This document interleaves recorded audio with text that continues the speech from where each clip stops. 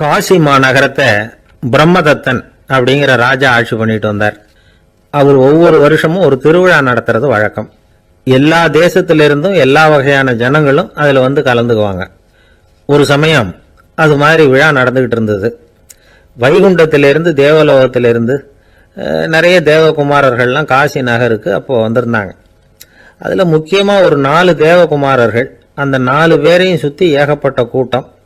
அப்படி என்ன விசேஷம் அவங்கக்கிட்ட அப்படின்னா, மற்றவங்களை விட அவங்க முகம் அழகாக இருந்ததா அப்படி பார்த்தா அப்படியும் இல்லை. அவங்க அணிஞ்சிருந்த மலர் மாலைகள் தான் அதுக்கு காரணமாக. அந்த மலர்கள்லேருந்து அப்படி ஒரு அபூர்வமான நறுமணம். இதுக்கு முன்னாடி இப்படி ஒரு நறுமணத்தை அந்த ஊர் ஜனங்க அனுபவிச்சதே இல்லை.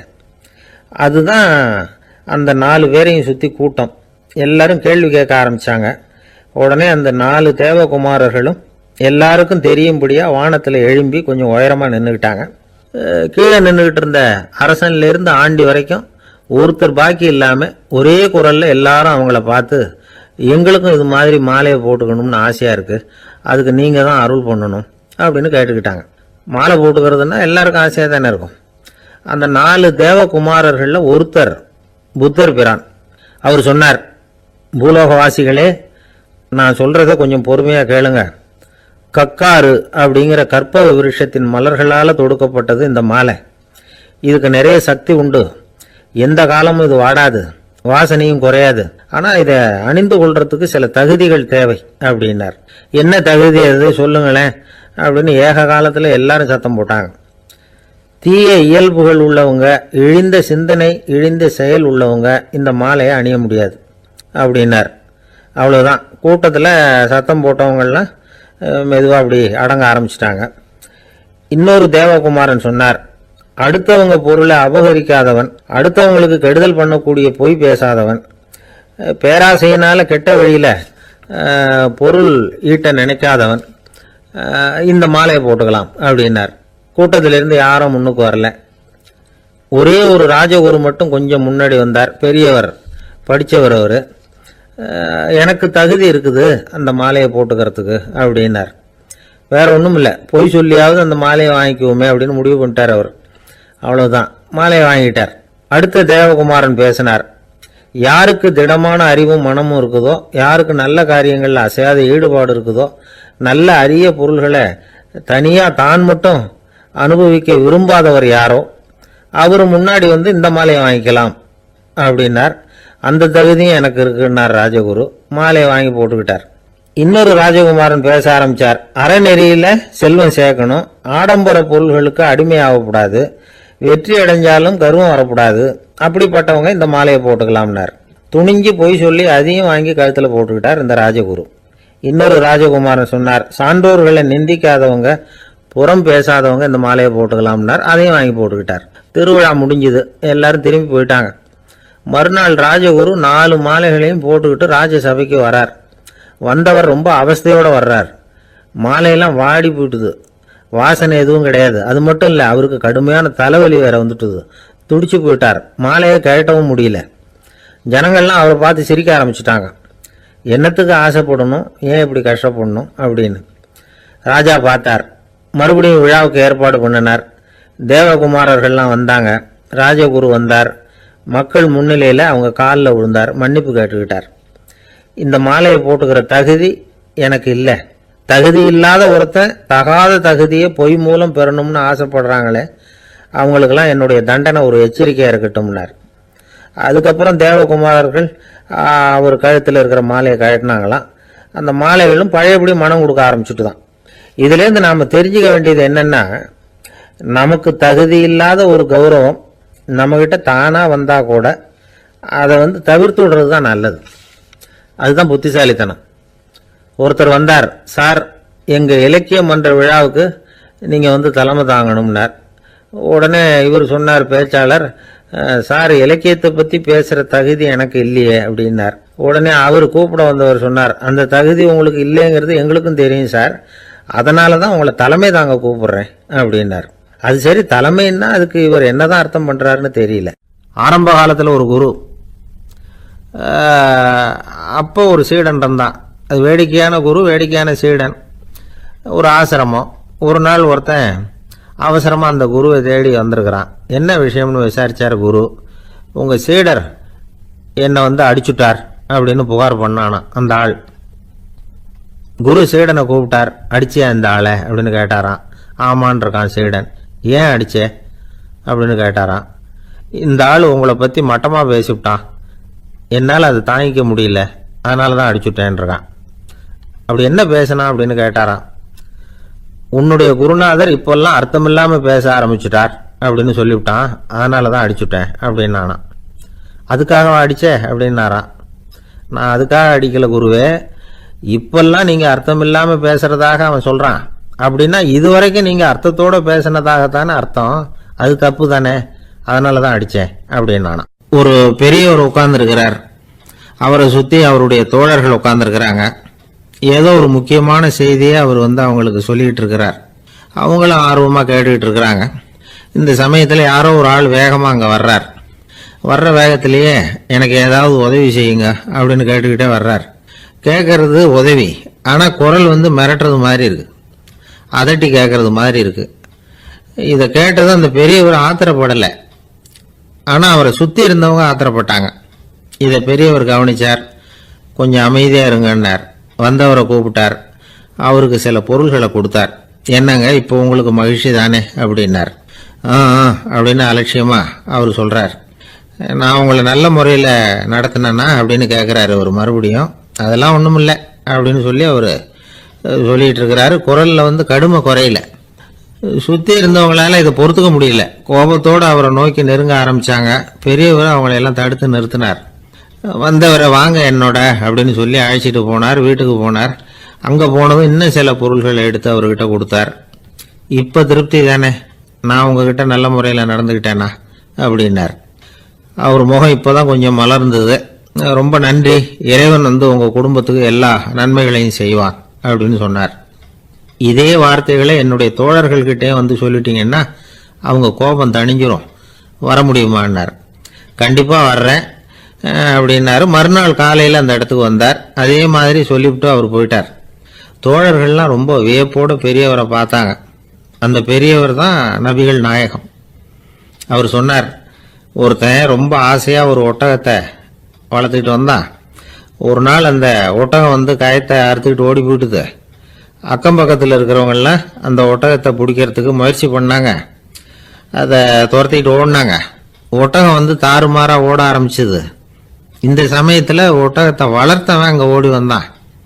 நீங்கள் அதை ஒன்றும் செய்ய வேணாம், விட்டுருங்க, அதோட சுபாவம் எனக்கு நல்லா தெரியும், அதை சுலபமாக என்னோட வழிக்கு கொண்டுட்டு வந்துட முடியும், நான் பார்த்துக்கிறேன், விட்டுருங்கோ அப்படின்னா.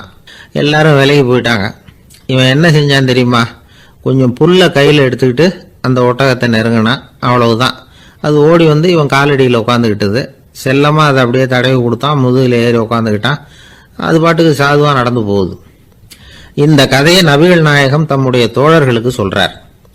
ஒட்டகத்தை மட்டும் இல்லை, சில மனிதர்களையும் கூட சில விதத்தில் அணுகிதான் அவர்களை சீர்திருத்த வேண்டியிருக்குது அப்படிங்கிறத அவங்களுக்கு உணர்த்தினார். இது ஒரு அழகான உளவியல் அணுகுமுறை. சில குடும்ப தலைவர்கள் கூட இந்த ஒட்டகம் மாதிரி நடந்துகிறது உண்டு, அப்புறம் அடங்கி போறதும் உண்டு.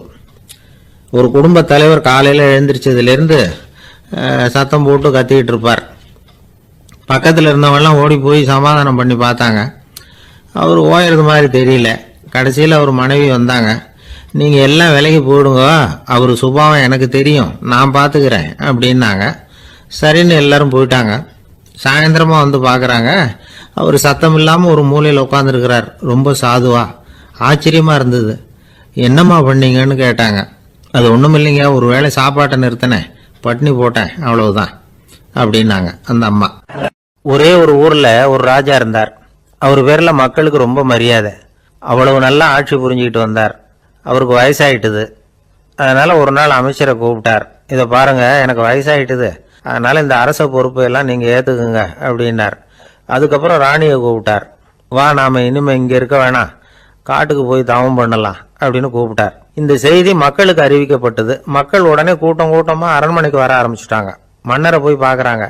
அரசே, தாங்கள் எங்களுக்கு தந்தை மாதிரி, நீங்க காட்டுக்கு போயிட்டா நாங்கள்லாம் இங்க எப்படி இருக்க முடியும்? எங்களுக்கெல்லாம் எந்த துன்பமும் இல்லாம பாத்துக்கிட்டு வர்றீங்க, இது மாதிரியான ஒரு அரசாட்சி இல்லைன்னா மக்கள் வந்து வாழ்ந்து என்ன பயன் அப்படின்னாங்க. இருந்தாலும் என்ன பண்ணுறது, வயசாயிட்ட காரணத்தினால இந்த முடிவுக்கு வர வேண்டியிருக்குது அப்படின்னாரா ராஜா. அப்படின்னா நீங்கள் காட்டுக்கு போக வேணாம், நாங்கள் போகிறோம். நாங்கள் அங்கே போய் தவம் பண்ணுறோம், வழிபாடு பண்ணுறோம், கடவுள் வருவார், அவர்கிட்ட வரம் வாங்கிட்டு வந்துடுறோம் அப்படின்னாங்களாம். அப்படி சொல்லிவிட்டு உடனே எல்லாரும் காட்டுக்கு போனாங்க. நாட்டு மக்கள் எல்லாரும் ஒட்டு மொத்தமாக வந்து காட்டில் உட்காந்துக்கிட்டு தவம் பண்ணுறதை பார்த்தார் கடவுள். உடனே புறப்பட்டு வந்தார். எல்லாரும் இப்படி வந்து உட்காந்துருக்கிறீங்களே, என்ன வேணும் உங்களுக்கு அப்படின்னு கேட்டார். உடனே மக்கள் எல்லாரும் ஒரு குரலில் சொன்னாங்க, சுவாமி, எங்கள் மன்னன் ரொம்ப நாளைக்கு நல்லபடியாக இருக்கணும். அவர் வந்து மகிழ்ச்சியாகவும் உடல் நலத்தோடும் இருந்தாதான் நாங்கள் அமைதியாக வாழ முடியும் அப்படின்னாங்க. சரி, அதுக்கு என்ன செய்யணும் அப்படின்னார் ஆண்டவன். எங்கள் மன்னருக்கு இன்னும் ஒரு 100 வருஷம் ஆயுளை கொடுங்க அப்படின்னாங்க. அவ்வளவு தானே, சரி அப்படியே ஆகட்டும் அப்படின்னு சொல்லிவிட்டு ஆண்டவன் போயிட்டார். மக்கள் மகிழ்ச்சியோடு திரும்பி வந்தாங்க. மன்னா, கடவுள் வரம் கொடுத்துட்டார், நீங்கள் 100 வருஷம் வாழ போகிறீங்க அப்படின்னாங்க. இதை கேட்டதும் ராணி ராஜாவை வணங்கி நான் தவம் செய்ய போகிறேன் அப்படின்னு புறப்பட்டாங்க. உடனே மக்கள் என்ன நினச்சாங்க தெரியுமா, ஐயோ நாம் ராஜாவுக்கு மட்டும்தானே நீண்ட ஆயுள் வேணும்னு வரம் வாங்கினோம், ராணிக்கு வாங்கலையே, அதுதான் கோபத்தில் புறப்பட்டாங்க போல இருக்கு அப்படின்னு நினச்சி வருத்தப்பட்டாங்க. ஆனால் ராணி நினச்சது அது இல்லை. ராணி போய் தவம் பண்ணாங்க, கடவுள் காட்சி கொடுத்தார். இவங்க கேட்குறாங்க, சுவாமி, ராஜாவுக்கு மட்டும் 100 வருஷம் ஆயுள்னு வரம் கொடுத்துட்டீங்க, அப்படின்னா குடிமக்களும் 100 வருஷம் இருக்கணும். இப்படிப்பட்ட குடிமக்கள் இல்லைன்னா அப்படிப்பட்ட அரசன் இருந்து என்ன பிரயோஜனம் அப்படின்னாங்களாம். ஆண்டவன் பார்த்தார், சரி அவங்களும் 100 வருஷம் வாழ்வாங்க, அது மட்டும் இல்லை நீயும் 100 ஆண்டு காலம் வாழ வரமளிக்கிறேன் அப்படின்னு சொல்லிவிட்டு மறைஞ்சிட்டார். இதில் ஆண்டவன் வர்றதும் மறையிறதும் முக்கியம் இல்லை. இதில் கவனிக்க வேண்டியது ஆள்கிறவனின் விசால மனம், குடிமக்களின் விசால மனம், ஆள்கிறவன் மனைவியினுடைய விசால மனம். இப்படி ஒரு நாடு இருந்துட்டுதுன்னா எப்படி இருக்கும் வாழ்க்கை நினச்சி பாருங்கள். அதனால தான் பெரியவங்கள்லாம் சொல்கிறாங்க, இதய வாசல் திறந்தே இருக்கணும், இதயத்தின் கதவுகளை மூடாதீங்க அப்படின்னு சொல்லுவாங்க. என்கிட்ட ஒருத்தர் சொன்னார், என்னுடைய இதய வாசல் எப்பவும் திறந்தே தான் இருக்குதுன்னார். எதனால் அப்படி சொல்கிறீங்க அப்படின்னு கேட்டோம். டாக்டரே சொல்லிவிட்டார், என்னுடைய இதயத்தில் ஒரு ஓட்டை இருக்குது அப்படின்னு, வாழ்வு சரியில்லையா அப்படிங்கிறார். என்னை விட யோகியம் இந்த உலகத்தில் வேற யாரும் இல்லை சார் அப்படின்னார் ஒருத்தர். அவரை விட அயோக்கியன் வேற யாரும் இருக்க முடியாதுங்கிற முடிவுக்கு கேட்டவங்க வந்துட்டாங்களாம். மனுஷனுக்கு இருக்கிற ஒரு மிகப்பெரிய குறையே தன்கிட்ட இருக்கிற குறை அவனுக்கு தெரியாமல் போகிறது தான். ஆனால் அடுத்தவங்கிட்ட இருக்கிற குறை இவனுக்கு தெளிவாக தெரிஞ்சிடும். ஒரு ஒட்டகம் ஒரு கொக்கை பார்த்து ஒரு கேள்வி கேட்டுதான். என்ன கேள்வி தெரியுமா, உன் கழுத்து ஏன் இப்படி வளைஞ்சி போயிருக்குது அப்படின்னு கேட்டிருக்கு. இதுக்கு உடம்பே வளைச்சல், இது போய் கொக்கை கிண்டல் பண்ணுது. இன்னைக்கு மனித சுபாவமும் கிட்டத்தட்ட இப்படித்தான் இருக்குது. இந்த உலகத்தில் குறையில்லாத மனிதர்கள் யாரும் கிடையாது, நாம உள்பட அப்படிங்கிறத முதல்ல நாம் நல்லா புரிஞ்சுக்கணும். ஒரு ஊரில் ஒரு விற்பனை நிலையம் இருந்தது. செல்ல பிராணிகளை விற்பனை செய்கிற நிலையம் அது. நாய், கிளி, பூனை இப்படி நிறைய வச்சு விற்பனை பண்ணிகிட்டு இருக்கிறாங்க. நாய்க்குட்டி விற்பனை செய்கிற பகுதியில் ஒரு சிறுவன் நின்றுக்கிட்டு இருந்தான். விற்பனை செய்கிற ஆளுகிட்ட விலை கேட்டுக்கிட்டு இருந்தான். அதுவும் இருக்குதே, அந்த நாய்க்குட்டி என்ன விலை அப்படின்னு கேட்டானா. 1000 ரூபா அப்படின்னாரான். சரி அது வேணாம், இது என்ன விலைன்னு இருக்கான். 500 ரூபா அப்படின்னாரான். இந்த சின்ன பையன் கையில் வச்சுருந்தது வெறும் 50 ரூபா தான். அதனால் இதை விட குறைச்சலாக கிடைக்குமான்னு பார்த்துருக்கான். அந்த கடையில் ஒரு மூலையில் சரியாக கவனிக்கப்படாமல் ஒரு நாய்க்குட்டி படுத்து கிடந்தது. பாவமாக கத்திக்கிட்டு இருந்தது. அதை பார்த்ததுமே இவனுக்கு அது ரொம்ப பிடிச்சி போச்சு. உடனே அந்த கடைக்காரரை பார்த்து, அதுவும் அந்த மூலையில் படுத்து கிடக்குதே அந்த நாய்க்குட்டி என்ன விலை அப்படின்னு கேட்டிருக்கான்.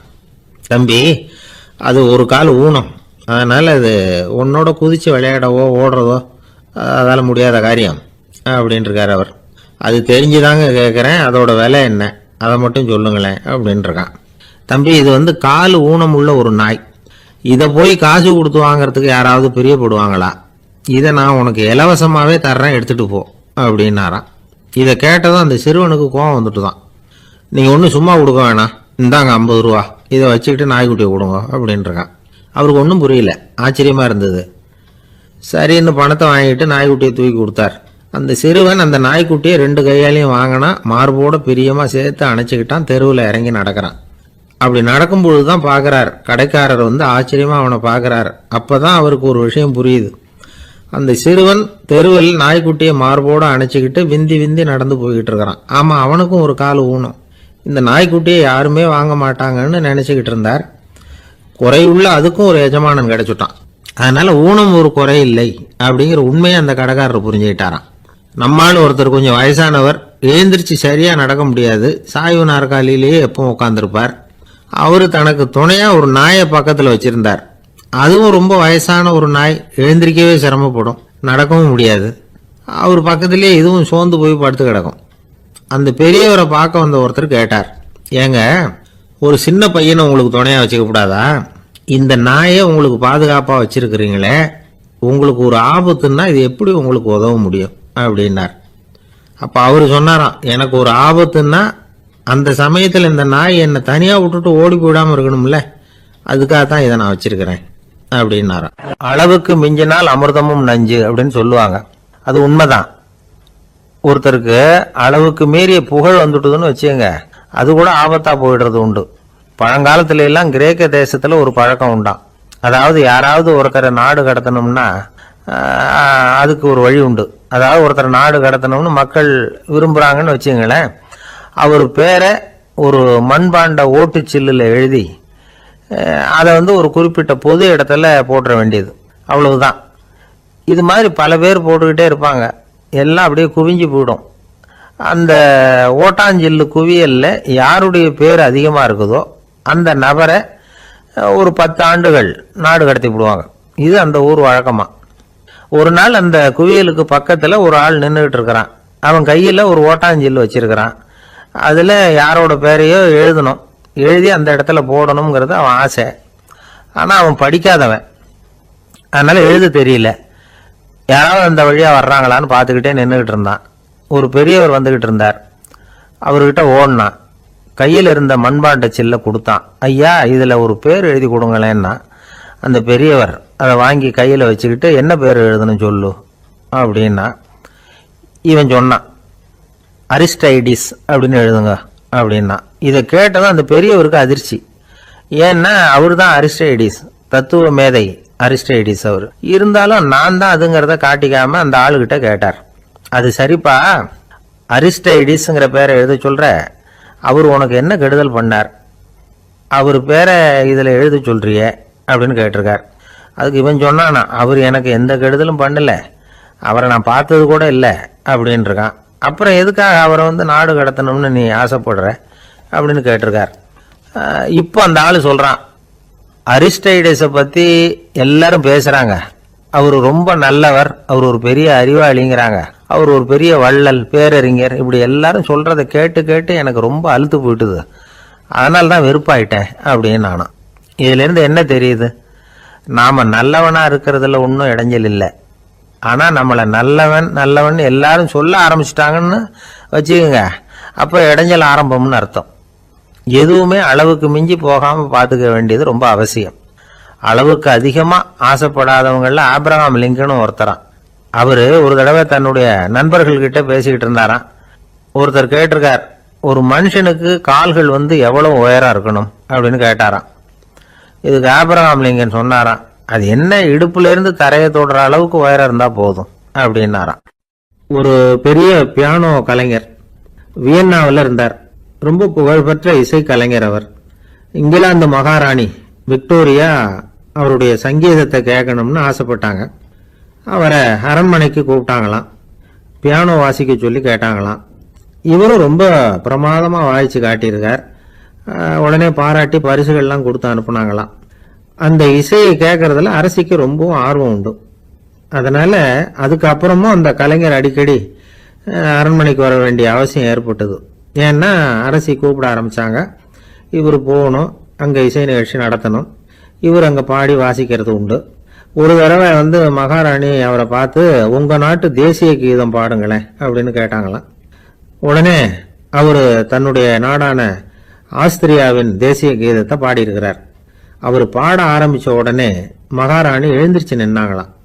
அதுக்கு மரியாதை செலுத்துற நோக்கத்தோட பாட்டு முடிகிற வரைக்கும் அப்படியே நின்றுகிட்டு இருந்தாங்களாம். இதுதான் அந்த அரசியினுடைய பெருந்தன்மை. அதாவது நாட்டுப்பற்றுங்கிறது அந்த அளவுக்கு அப்படி இருக்கணும். இப்படி ஒரு அரசியே நம்ம நாட்டு தேசிய கீதத்துக்கு எழுந்திருச்சு நின்று மரியாதை செலுத்துறாங்க அப்படிங்கறத புரிஞ்சுக்கும் பொழுது அந்த முதிய கலைஞரின் மகிழ்ச்சிக்கு அளவே இல்லையாம். அதுக்கப்புறம் அந்த பியானோ கலைஞர் ஒரு நாள் தன்னுடைய நண்பர் ஒருத்தர்கிட்ட பேசிக்கிட்டு இருந்தாராம். அப்ப சொன்னாராம், மகாராணியார் எனக்கு எவ்வளவோ பரிசுகள்லாம் கொடுத்துருக்குறாங்க. ஒரு தடவை எனக்கு வைரக்கல் பதித்த அணி ஒன்றை கூட பரிசா கொடுத்தாங்க. ஆனா அதை விட உயர்ந்த விலை மதிக்க முடியாத அணி என்ன தெரியுமா? நான் என்னுடைய நாட்டு தேசிய கீதத்தை நான் பாடுறப்போ அவங்க எழுந்திருச்சு நின்று மரியாதை செலுத்தினாங்களே, அதுதான் எனக்கு கிடைச்ச மிகப்பெரிய பரிசு அப்படின்னாராம். எனக்கு தெரிஞ்ச சங்கீத வித்வான் ஒருத்தர் இருக்கார். சமீபத்தில் ஒரு நாள் அவரை பார்த்தேன். எப்படி போயிட்டு இருக்கு உங்க தொழில் அப்படின்னு கேட்டேன். ரொம்பவும் வித்தியாசமா போயிட்டு இருக்குங்க அப்படின்னார். என்ன சொல்றீங்க அப்படின்னு. முன்னாடியெல்லாம் நான் பாடினா எதிரில் இருக்கிறவங்க தான் எழுந்திரிச்சு போயிட்டு இருந்தாங்க. இப்போ எப்படின்னா நான் பாட ஆரம்பிச்சுட்டா உடனே பக்கவாத்தியக்காரனே எழுந்திரிச்சு போடுறான் அப்படின்னார் ரொம்ப வேதனையோட. தந்தை தன்னோட பிள்ளைய ரொம்ப தைரியசாலியா வளர்க்கணும்னு ஆசைப்பட்டார். அதுக்காக அவனை கூப்பிட்டு உட்கார வச்சு இப்படி உபதேசம் பண்ணார். இதை பாருப்பா, நான் உன்னாட்டம் இருக்கிறப்போலாம் எதுக்கும் பயப்பட மாட்டேன், ரொம்ப துணிச்சலா இருப்பேன். ஒரு நாள் ஒரு அப்பாவி எலிய ஒரு பூனை துரத்திட்டு ஓடிச்சு. நான் உடனே என்ன செஞ்சேன் தெரியுமா? அந்த பூனையை பிடிச்சேன், அது வாலில் ஒரு பட்டாசு சரத்தை கட்டினேன், கொளுத்தி விட்டேன், படபடன்னு வெடிக்க ஆரம்பிச்சுட்டு அது துள்ளிக்கிட்டு அங்கேயும் இங்கேயும் ஓடி இருக்கு பாரு ஓட்டம், ரொம்ப தமாஷு அப்படின்னார் அப்பா. இப்படி சொல்லிவிட்டு பையனை பார்த்து, இதை கேட்கறதுக்கு உனக்கும் துணிச்சல் வருதா? நான் என்னுடைய செயலை நீ கேட்குறப்போ உனக்கு துணிச்சல் வருதா அப்படின்னு கேட்டார். வருதுன்னா பையன். எப்படின்னா அப்படிங்கிற விவரத்தையும் சொன்னான் அவன். அதாவது எலிய விரட்டினத்துக்காக பூனை வாலில் பட்டாசு கொளுத்துனீங்க நீங்க, பூனையை விரட்டினத்துக்காக உங்க கழுத்துல பட்டாசு சரத்தை மாட்டினா என்னன்னு தோணுது எனக்கு அப்படின்னா பையன். பையனோட துணிச்சல் அப்பாவையே நடுங்க வச்சுட்டுது. அது சரி, ஒரு அப்பா பிள்ளைக்கு இப்படியா உபதேசம் பண்றது? எல்லாருக்கிட்டையும் அன்பா பழகிறது எப்படி அப்படின்னு சொல்லி கொடுக்கணும். பிஞ்சு உள்ளங்கள்ல நஞ்ச தூவலாமா? ஒரு நாள் விநாயகர் ஒரு பூனையோட விளையாடிக்கிட்டு இருந்தாராம். அப்படி ஆசையா விளையாடிக்கிட்டு இருந்தப்ப அவரோட கை நகம் தவறுதெல்லாம் பூனையோட முகத்துல பட்டுட்டுதான். அது ஒரு சின்ன கீரலை உண்டாகி விட்டுது. அப்பா அவர் அதை ஒரு பெருசா நினைக்கல. கொஞ்ச நேரத்துக்கு அப்புறம் விநாயகர் வீட்டுக்கு வந்தார். அவங்க அம்மா பார்வதி தேவியை பார்த்தார். பார்வதி தேவி கன்னத்துல விரலால கீறினது மாதிரி ஒரு அடையாளம் இருந்தது. விநாயகருக்கு அதிர்ச்சி, ஆச்சரியம். நம்ம அம்மா இந்த உலகத்துக்கே தாயார், அப்பேற்பட்ட அவங்க முகத்திலேயே கீரலை உண்டாக்கக்கூடியவங்க யாரா இருக்க முடியும் அப்படின்னு யோசனை பண்ணார். தாயே, உன்னுடைய கன்னத்துல இந்த வடு எப்படிம்மா ஏற்பட்டதுன்னு கேட்டார். குழந்தாய், இது நீ செஞ்ச காரியம்தான்ப்பா, உன்னுடைய கை நகம் கீறினதுனால ஏற்பட்ட வடுதான் இது அப்படின்னாங்க அவங்க. விநாயகர் திடுக்கிட்டு போட்டார். எப்படிம்மா அது? நான் எந்த காலத்திலயும் உன்னை அப்படி கீறினதாக எனக்கு நினைவு இல்லையே அப்படின்னார். இன்னைக்கு காலையில ஒரு பூனையை கீறினதை நீ மறந்துட்டியா அப்படின்னாங்க அந்த அம்மா. விநாயகர் திகைச்சு போய் நின்னார். பார்வதி தேவி சொன்னாங்க, இதை பாருப்பா, இந்த உலகத்துல இருக்கக்கூடிய எல்லா உயிர்கள்லையும் நான் இருக்கிறேன். நான் தான் இந்த உலகமா ஆகி இருக்கிறேன். ஆகையினால நீ யாரை துன்புறுத்தினாலும் அது உண்மையிலேயே என்ன துன்புறுத்தினதா தான் வந்து முடியும் அப்படின்னாங்க. விநாயகர் மனசுக்குள்ள ஒரு வெளிச்சம் ஏற்பட்டுதான். அதுக்கப்புறம் அவர் யாரையுமே கல்யாணம் பண்ணிக்காததுக்கு அதுதான் காரணமா. இந்த உலகத்துல எல்லாரையும், இங்க இருக்கிற எல்லாத்தையும் தாயின் வடிவமா அவர் பார்க்க ஆரம்பிச்சுட்டாராம். குருதேவர் ராமகிருஷ்ணர் இந்த கதையை எடுத்து சொல்லியிருக்கிறார். நபிகள் நாயகம் ஒரு தடவை ஒரு நாற்காலியில உட்காந்து என்னமோ யோசனை பண்ணிட்டு இருந்திருக்கிறார். அப்ப அவரோட உடையில ஒரு கீழ்ப்பகுதி தரையில படிஞ்சு கிடந்திருக்குது. அங்க விளையாடிக்கிட்டு இருந்த ஒரு பூனை அது மேல வந்து படுத்து தூங்கி போயிடுச்சு. தொழுகை செய்ய வேண்டிய நேரம் வந்துட்டது. நபிகள் நாயகம் எழுந்திருக்க பார்த்தார். அப்போதான் பூனை தன்னோட உடை மேல படுத்து தூங்கிட்டு இருக்கிறது கண்ணில் படுது. பூனையோட தூக்கத்தை கலைக்க விரும்பல அவர். தன்னுடைய சகோதரியை கூப்பிட்டார். ஒரு கத்திரிக்கோள் எடுத்துட்டு வர சொன்னார். பூனை படுத்திருந்த உடை பகுதி மட்டும் இருக்குல்ல, அதை மட்டும் அதோட கத்திரிச்சு விட்டுட்டு அதுக்கப்புறம் அவர் எழுந்திரிச்சு தொழுகைக்கு போனாராம். அதாவது பிற உயிர்கள் கிட்ட எப்படி அன்பு காட்டணுங்கிறத பெரியவங்க எவ்வளவோ விதத்துல நமக்கு எடுத்து காட்டியிருக்கிறாங்க. இருந்தாலும் எத்தனை பேர் மனசுல அதெல்லாம் உரைச்சிருக்குது? நாமளும் நம்ம ட்ரெஸ் மேல ஒரு பூனை படுத்திருந்தா ஒரு கத்திரிக்கோலை தான் தேடுவோம், எடுத்துட்டு வர சொல்லுவோம். துணியை வெட்டுறதுக்கு பதிலாக இல்லை அதோட வாழை வெட்டினா என்ன அப்படின்னு தோணும். ஒரு ஆள் ரொம்ப பிரியமா ஒரு பூனையை ஆற்றுல குளிப்பாட்டிக்கிட்டு இருந்தானா. எப்படி? அந்த பூனையை ஆற்று தண்ணியில் அமுக்கி அமுக்கி குளிப்பாட்டிகிட்டு இருக்கிறான். அந்த வழியாக போன பெரியவர் ஒருத்தர் இதை பார்த்தார். இதை பாருப்பா, பூனையை அது மாதிரி ஆற்று தண்ணியில் அமுக்கி குளிப்பாட்டாத, மூச்சு திணறி செத்து போடும் அப்படின்னு அட்வைஸ் பண்ணார். நீ போய் அவன் வேலையை பார்த்துக்கிட்டு, எனக்கு எல்லாம் தெரியும்னா இவன். சரின்னு அவர் போயிட்டார். கொஞ்ச நேரம் கழித்து அவரே அந்த வழியாக திரும்பி வந்துக்கிட்டு இருந்தார். ஆற்றுல பூனையை குளிப்பாட்டிக்கிட்டு இருந்தவன் அழுதுகிட்டு உட்காந்துருக்கிறான். பக்கத்தில் அந்த பூனை செத்து கிடக்குது. இதை பார்த்தார் பெரியவர். நான் தான் அப்போவே சொன்னேனே அந்த பூனையை ஆற்றுல நினைக்காதேன்னு, அதை கேட்டிருந்தா இப்படி ஆயிருக்குமா அப்படின்னார். அந்த ஆள் கோபமாக இவரை முறைச்சி பார்த்தான். அட போய்யா, இந்த பூனை ஆற்றுல குளித்ததுனால ஒன்றும் செத்து போகல, குளித்ததுக்கு அப்புறம் அதோட உடம்பு ஈரமாக இருக்குதுன்னு அதை புழிஞ்சேன், அதனால தான் இப்படி ஆயிட்டுது அப்படின்னு நானா. ஒருத்தரை பார்த்து உன்னுடைய நண்பர்கள் யார் அப்படின்னு ஒரு கேள்வி கேட்டு பாருங்க. கொஞ்சம் யோசிச்சு பதில் சொல்லுவாங்க. அவங்க கிட்டேயே உன்னுடைய எதிரிகள் யார் அப்படின்னு கேளுங்க, கடகடன்னு ஒப்பிச்சிருவாங்க. நம்ம மனசு இருக்க அது எப்படின்னா, நம்ம நண்பர்களை விட எதிரிகளை அது நல்லா ஞாபகத்தில் வச்சுக்கும். இது ஒரு ஆச்சரியமான உண்மை. உங்களால் நண்பர்களை மறந்துட முடியும், ஆனால் எதிரிகளை மறந்துட முடியாது. இது ஒரு வேடிக்கையான நிலைமை தான். அழகான தருணங்களை நாம் ஏன் மறந்துடுறோம்? இது இயற்கை. ஏன்னா நம்ம மனசு மலர்களை கவனிக்கிறது இல்லை, அதில் இருக்கிற முள்ளை தான் கவனிக்குது. தன்னை காயப்படுத்துகிற எதையும் அது உடனே கண்டுகொள்ளுது. ஒரு தெளிந்த சிந்தனையுடைய மனசு மிக அழகாக உள்ள எல்லாத்தையும் கவனிக்கும்.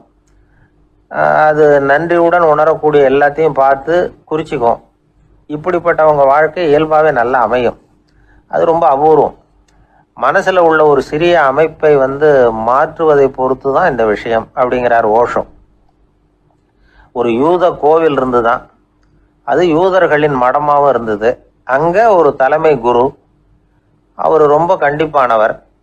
அந்த கோவிலை ஒட்டி ஒரு தோட்டம். ஒரு நாள் காலையில் அந்த தோட்டத்தில் 2 இளம் யூதர்கள் நடந்து போய்கிட்டு இருக்கிறாங்க. காலையில் 1 மணி நேரம், மாலையில் 1 மணி நேரம் அவங்க அந்த தோட்டத்தில் நடக்கிறதுக்கு அனுமதி உண்டு. மற்ற நேரங்களில் அவங்க மத புத்தகங்களை படிக்கணும், பிற விதிமுறைகளை கடைபிடிக்கணும். அந்த 2 பேருமே தொடர்ந்து புகைப்பிடிக்கிற பழக்கம் உள்ளவங்க. ஆனால் கோவில் மடத்தில் இருக்கிறப்போ அவங்க புகைப்பிடிக்க முடியாது, அது கடுமையான குற்றம். சரி, நாம் தோட்டத்தில் இருக்கிறப்போவாவது புகைப்பிடிக்கலாமா அப்படின்னு ஒரு ஆசை அவங்க 2 பேருக்குமே. இருந்தாலும் பயம். இப்படி கேட்டால் மத குரு என்ன சொல்லுவாரோ அல்லது என்ன செய்வாரோங்கிற பயம். இப்படியே கொஞ்ச நாள் ஆச்சு. ஒரு நாள் இந்த 2 பேரில் ஒருத்தன் ரொம்ப கலங்கி போய் அந்த கோவிலில் இருந்து வெளியில் வந்துக்கிட்டு இருந்தான். வந்தவன் நேராக தோட்டத்து பக்கம் போனான். அங்கே இன்னொருத்தன் ஆனந்தமாக புகை பிடிச்சிக்கிட்டு இருக்கிறான். அதை பார்த்து தான் இவனுக்கு அதிர்ச்சி. அட கடவுளே, என்ன இது, நீ கேட்காமலே ஆரம்பிச்சிட்டியா அப்படின்னா. இல்லை நான் கேட்டுவிட்டு தான் ஆரம்பிச்சிருக்கேன்னா அவன். அப்படியா, என்ன மனுஷன் இவர், நானும் தான் கேட்டேன், என்னை கண்ணாமுன்னான்னு திட்டி விட்டார். இது என்ன கோவிலா இல்லை நரகமா? உனக்கு புகை பிடிக்கணும்னு ஆசையாக இருந்தால் நரகத்துக்கு போகணும்னு சொல்லிவிட்டார். அது சரி, ஒன்றை மட்டும் எப்படி அனுமதிச்சார் அப்படின்னு கேட்டான் இவன். அவன் சிரிச்சுக்கிட்டே, நீ எப்படி கேட்ட சொல்லு அப்படின்னா. நாம் இந்த தோட்டத்துக்கு வர அனுமதிக்கப்பட்டிருக்கிறதே ஜபத்துக்காகத்தானே, அதனால் நான் ஜபம் சொல்லும் பொழுது புகை பிடிக்கலாமா அப்படின்னு கேட்டேன். அதுக்கு தான் அவர் சத்தம் போட்டு என்னை அடிக்கவே வந்துட்டார் அப்படின்னா இவன். நீ ஒரு மாதிரியாக கேட்டிருக்க, நான் வேற மாதிரியாக கேட்டிருக்கிறேன். ஜெபம் சொல்லும்போது புகை பிடிக்கலாமான்னு நீ கேட்டிருக்க. ஐயா, புகை பிடிக்கும் பொழுது ஜெபிக்கலாமா அப்படின்னு நான் கேட்டேன். அதில் தப்பு ஒன்றும் இல்லை அப்படின்னு பதில் சொல்லிட்டார் அப்படின்னா. ஒரு சிறிய மாற்றம்தான் அது மிகப்பெரிய மாறுதலை ஏற்படுத்தி விட்டது. மனசு நல்ல விதமாக சிந்திக்க ஆரம்பிச்சுட்டுதுன்னா மகிழ்ச்சிக்கு பஞ்சம் இல்லை. ஒரு கஞ்சன் ஆற்றுல விழுந்துட்டான், வெள்ளத்தில் தத்தளிச்சுக்கிட்டு இருக்கிறான். கரையில் நின்ன ஒருத்தர், உன் கையை கொண்டா இப்படி பிடிச்சி இழுத்து கரையில் சேர்த்து விடுறேன்னார். எதையும் கொடுத்து பழக்கம் இல்லாத அவன் கையையும் கொடுக்க மாட்டேன்னுட்டான்.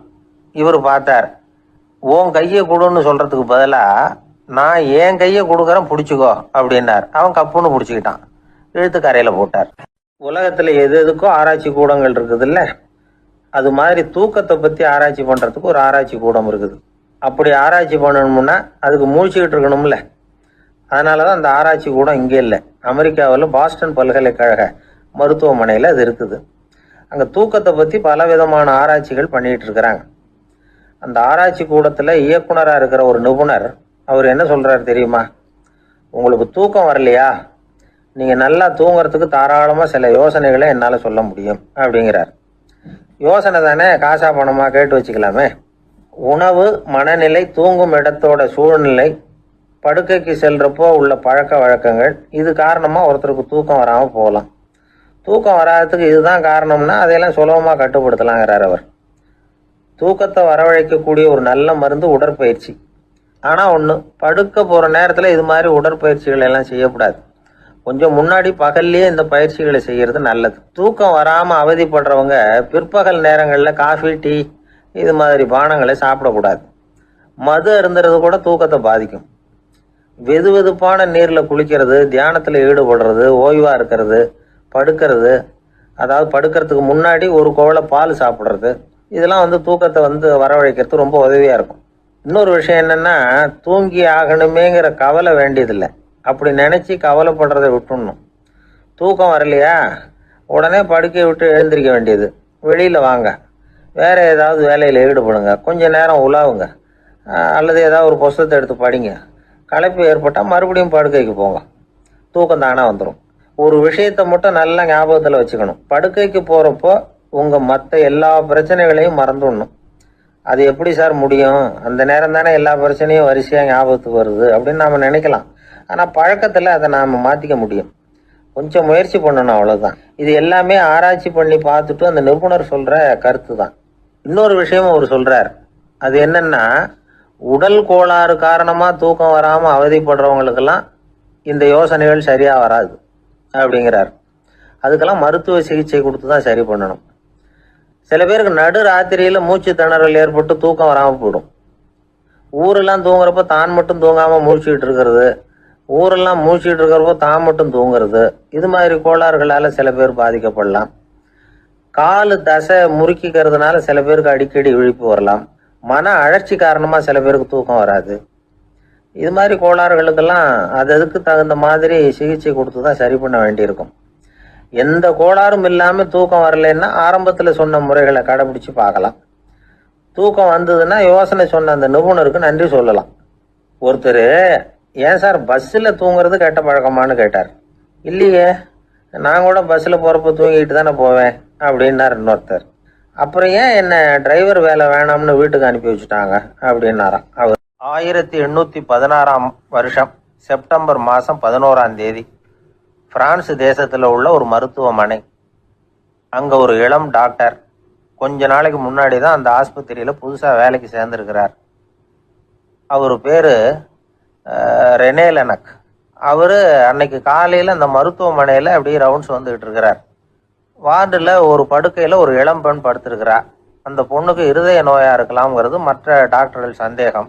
அந்த காலத்துல எல்லாம் ஒருத்தருடைய இருதய துடிப்பை தெரிஞ்சுக்கணும்னா நோயாளியின் மார்பில் டாக்டர் காதை வச்சு பார்த்து தான் தெரிஞ்சுக்கிறது வழக்கம். ஆனால் இந்த பெண்ணும் இளம் பெண், அந்த டாக்டரும் புதுசாக சேர்ந்துருக்கிறவர். அதனால் பரிசோதனை பண்ண தயங்கினார். கொஞ்ச நேரம் யோசனை பண்ணார். திடீர்னு ஒரு ஞாபகம் வந்தது அவருக்கு. அதாவது அன்னைக்கு விடியற் காலையில் தோட்டத்தில் அப்படியே வாக்கிங் போயிட்டு இருந்தப்போ சின்ன பசங்கள்லாம் ஒரு மரக்கட்டையை வச்சு விளையாடிக்கிட்டு இருந்தாங்களாம். அதை அவர் பார்த்துருக்கிறார். அது என்ன விளையாட்டுனா, ஒரு நீளமான மரப்பலகை, அதில் ஒரு முனையில் ஒரு பையன் தன்னுடைய காதை வச்சுக்கிட்டு இருக்கிறான், மறுமுனையில் இன்னொரு பையன் அந்த மரப்பலகையை ஒரு ஆணியால் கீறிக்கிட்டு இருக்கிறான். ஒரு முனையில் ஆணியால் கீறும் பொழுது மறுமுனையில் காதை வச்சிருக்கிற பையனுக்கு அந்த சத்தம் துல்லியமாக கேட்குது. அந்த டாக்டருக்கு காலையில் பார்த்த இந்த விளையாட்டு ஞாபகத்துக்கு வந்துட்டுது. உடனே என்ன பண்ணார் தெரியுமா? ஒரு நீளமான காகிதத்தை எடுத்தார். அதை அப்படியே உருளை மாதிரி உருட்டினார். ஒரு முனையை அந்த நோயாளியின் மார்பில் இடது பக்கம் வச்சார், இன்னொரு முனையில் தன்னுடைய காதை வச்சார். என்ன ஆச்சரியம்!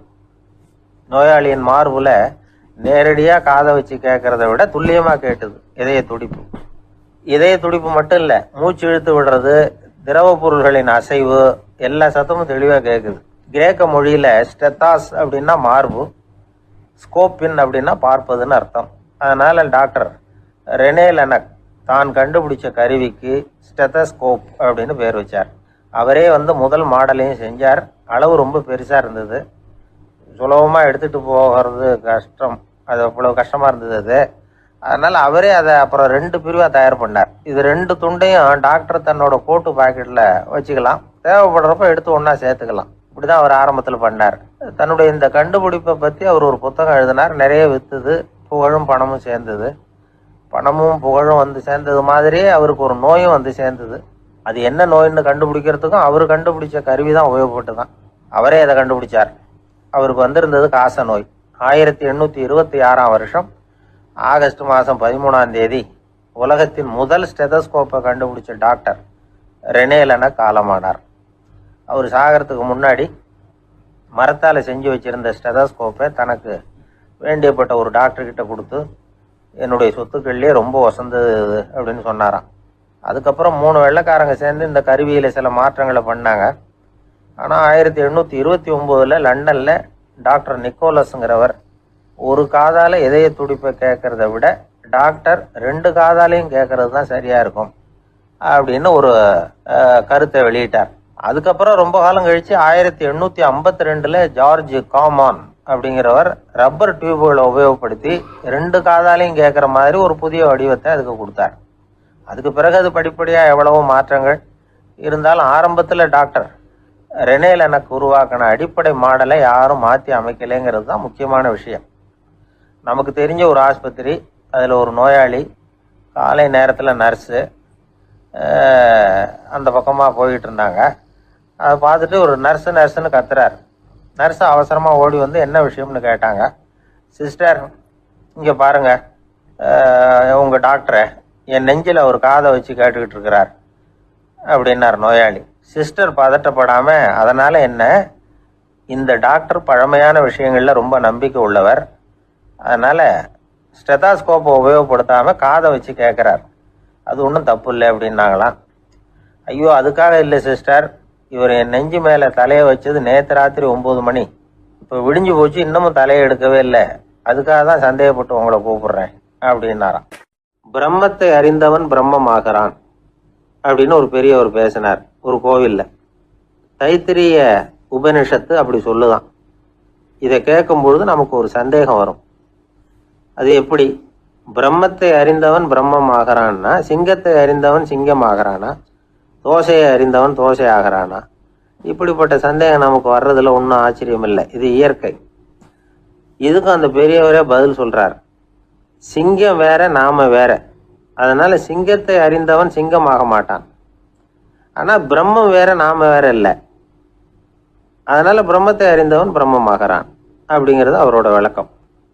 மனிதன் அவன்தான் தான் பிரம்மங்கிறது தெரியாதனால தான் அதை வேற எங்கேயோ தேடிட்டு இருக்கிறான். கடைசியில் அது தான் தாங்கிறது புரிஞ்சுக்கிற பொழுது அவன் பிரம்மம் ஆயிடுறான். இதை விளக்கிறதுக்கு ஒரு உபநிஷத்து கதையே இருக்கு. நமக்கு தெரிஞ்ச கதை தான், ஆனால் அதை வேற விதமான அர்த்தத்தில் விளையாட்டாக சொல்லிகிட்டு இருக்கிறோம். ஒரு சமயம் ஒரு 10 நண்பர்கள் ஒரு காட்டு வழியாக போய்கிட்டு இருக்கிறாங்க. குறுக்க ஒரு நதி, அதை கடந்து அடுத்த பக்கம் போகணும். எல்லாரும் ஒரு வழியாக கடந்து அடுத்த கரைக்கு போய் சேர்ந்துட்டாங்க. அங்கே போய் சேர்ந்ததுக்கு அப்புறம் எல்லாரும் பத்திரமா வந்து சேர்ந்துட்டோமா அப்படின்னு தெரிஞ்சுக்கிறதுக்காக எண்ணி பார்க்குறான் அந்த கூட்டத்து தலைவன். அவங்க மொத்தம் 10 பேர். ஆனால் அவன் எண்ணி பார்க்குறப்போ 9 தான் வருது. ஏன்னா அவன் தன்னை விட்டுவிட்டான். எதிரில் நிற்கிறவங்கள மட்டுமே எண்றான். ஐயோ 10வது ஆள் எங்கேங்கிறான், பதறான். சரி நீ இரு, நான் எண்ணி பார்க்குறேன்னு சொல்லிவிட்டு இன்னொருத்தன் வந்து எண்றான். அவனும் தன்னை விட்டுட்டு எண்றான். 9 தான் வருது. எல்லாரும் கொய்யோ முறையோன்னு கத்த ஆரம்பிச்சிட்டாங்க. அந்த சமயத்தில் ஒரு பெரியவர் அந்த பக்கமாக வர்றார். என்ன விஷயம்னு விசாரிக்கிறார். 10வது ஆள் 6 அடிச்சுட்டு போட்டுது அப்படின்னு சொல்லி இவங்க அழறாங்க. சரி அழாதீங்க அப்படின்னு சொல்லி அந்த தலைவனை பார்த்து இப்படி வாங்குறார். வர்றான். இப்போ எனக்கு முன்னாடி ஒரு தரம் எண்ணு பார்க்கலாம்ங்கிறார். 1 2 3ன்னு ஆரம்பித்து 9ல் வந்து முடிக்கிறான். உடனே பெரியவர் நீ தான் அந்த 10வது ஆள் அப்படிங்கிறார். இது உண்மை. நாம தான் அது. நாம தான் நம்மளை வேற எங்கேயோ தேடிட்டு இருக்கிறோம். நாம எங்கேயோ தேடிட்டு இருக்கிறோமே, அந்த பிரம்மம் நாம தான். இப்படி ஒரு பெரிய உண்மையை விளக்கிறதுக்காக தான் அப்படி ஒரு கதை சொல்லப்பட்டது. ஆனால் அதை வந்து நாம் வேற விதமாக வேடிக்கையாக உபயோகப்படுத்திக்கிட்டு இருக்கிறோம். எப்படி தெரியுமா? ஒரு ஆத்தங்கரையில் ஒரு 10 பேர் முழிச்சுக்கிட்டே நின்றுக்கிட்டு இருந்தாங்களாம். அந்த பக்கமாக வந்த ஒருத்தன் ஏன் இப்படி முழிச்சுக்கிட்டு நிற்கிறீங்கன்னு கேட்டிருக்கிறான். எங்களுக்கு நீச்சல் தெரியாது, நாங்கள்லாம் அடுத்த கரைக்கு போய் சேரணும் அப்படின்னு நாங்களாம். சரி நான் கொண்டுட்டு போய் விடுறேன், எல்லாரும் அக்கறைக்கு போய் சேர்ந்த உடனே ஆளுக்கு ₹1 வீதமா மொத்தம் ₹10 எனக்கு கொடுக்கணும் அப்படின்னு இருக்கான் இவன். சரின்னு ஒத்துக்கிட்டாங்க. இவன் ஒவ்வொருத்தரா கையை பிடிச்சி மெதுவாக ஆற்றுல இறக்கி அழைச்சிட்டு போயிட்டான். 9 பேரை கரை சேர்த்துட்டான். 10வது ஆள் பாதி ஆற்றுல போயிட்டு இருக்கிறப்ப திடீர்னு வெள்ளம் வந்துட்டுது. புடி நழுவி போச்சு. கையை விட்டுட்டான். வெள்ளம் அடிச்சிட்டு போட்டுது. அழைச்சிட்டு வந்தவன் நீச்சல் அடித்து தடுமாறி கரைக்கு வந்து சேர்ந்துட்டான். கரையில் இருந்தவங்களுக்கு இந்த விஷயம் தெரியாது.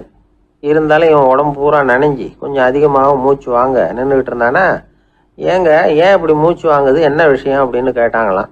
அதுக்கு இவன் கொஞ்சமாக அலட்டிக்காம சொன்னானா, வேற ஒன்றும் இல்லை, நீங்கள் கொடுக்க வேண்டிய ₹10 1 குறைஞ்சி போச்சு, அவ்வளவுதான் அப்படின்னானா.